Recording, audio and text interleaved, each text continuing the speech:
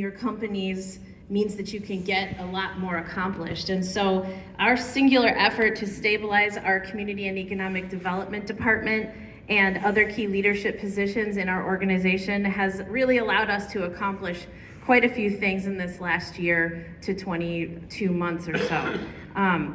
I think that singular effort has allowed confidence from business partners to know that, when you send an email or you make a phone call to these staff members, your request and your ideas are not going to get lost in an abyss of the internet somewhere or someone's voicemail. So there's much more consistency in addressing really unique ideas that are coming our way for business.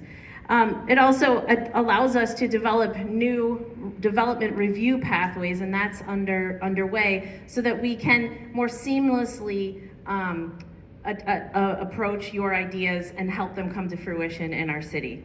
And you can look up all the kinds of things we've been working on. We're very transparent about the work we're doing month to month. We have monthly reports, and then also we just put our yearly report of our strategic plan, and I'm really proud that we have 62% of our very large strategic plan objectives either complete or on their way in a 3-year strategic plan. So that's out there for your perusal. But specifically, in terms of infrastructure and capital, the ARPA dollars we got have really gone quite a long way. We are investing in what you all have mentioned in terms of transportation, capital improvements, and what have you, in large amounts of dollars. But specifically, we've spent $2.7 million on small business assistance since 2020.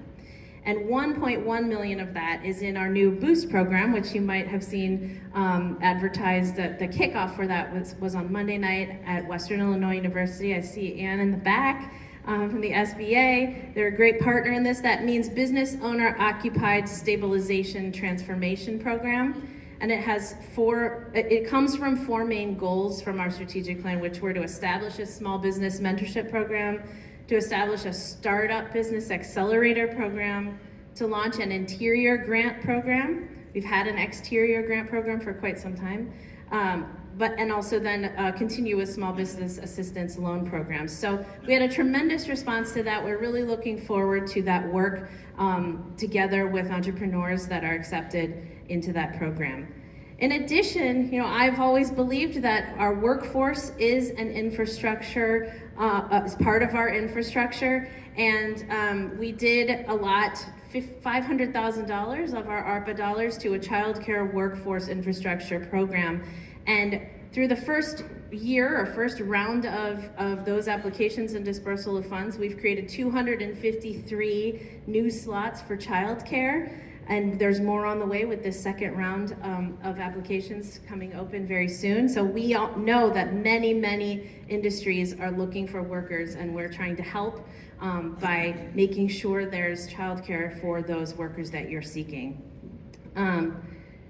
We also have taken the time to secure a second broadband provider for our technological infrastructure.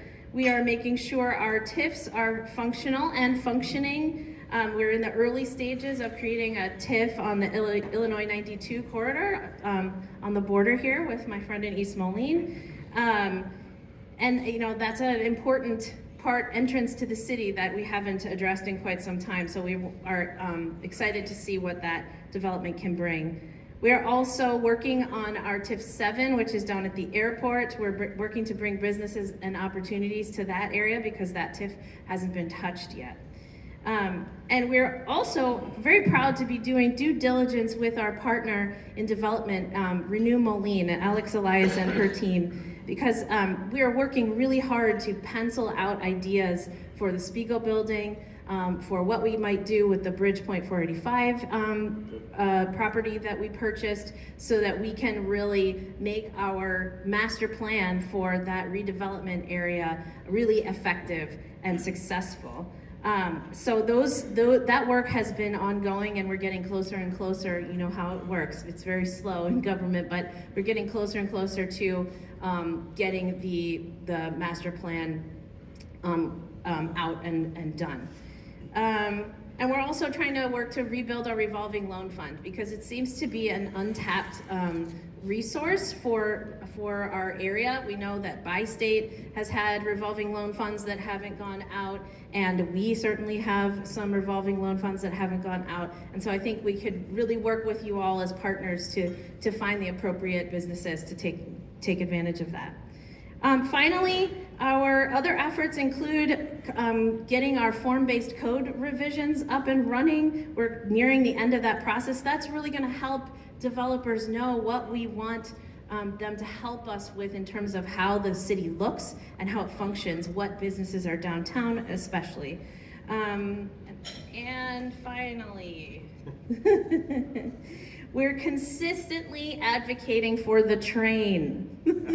I want you all to know that ever since I took office, I've had multiple meetings with the decision makers at the table, trying to keep tabs on where those conversations are. So I can only tell you that we're as hopeful as we have ever been that something will get